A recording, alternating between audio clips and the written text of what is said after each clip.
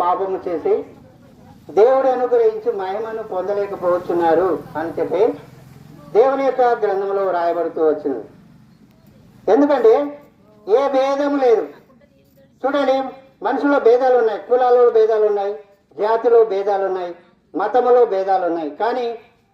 కానీ దేవుని యొక్క వాక్యంలో రాయబడి ఉన్నది ఏమనంటే ఏ భేదము లేదు. ఏం చేస్తున్నారట?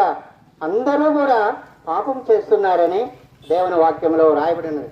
అన్ని కులాలు, ఏ కులమైనా కానీ నేను పాపము చేయలేదని అనడానికి అవకాశం లేనే లేదు. అందుకని దేవుని వాక్యంలో ఏమని అంటుందంటే ఏ భేదము లేదు, అందరూ ఏం చేసినారట? పాపం చేసి దేవుడు అనుగ్రహించి మహిమను పొందలేకపోతున్నారని దేవుని వాక్యంలో రాయబడుతూ వచ్చింది. అయితే ప్రభువైన యేసుక్రీస్తు ఉన్న కాలంలో ఆనాడు పరిసయ్యులు అనేవాళ్ళు, శాస్త్రులు అనేవాళ్ళు ఏం చేస్తూ వచ్చినారంటే మోషే ధర్మశాస్త్రం ప్రకారముగా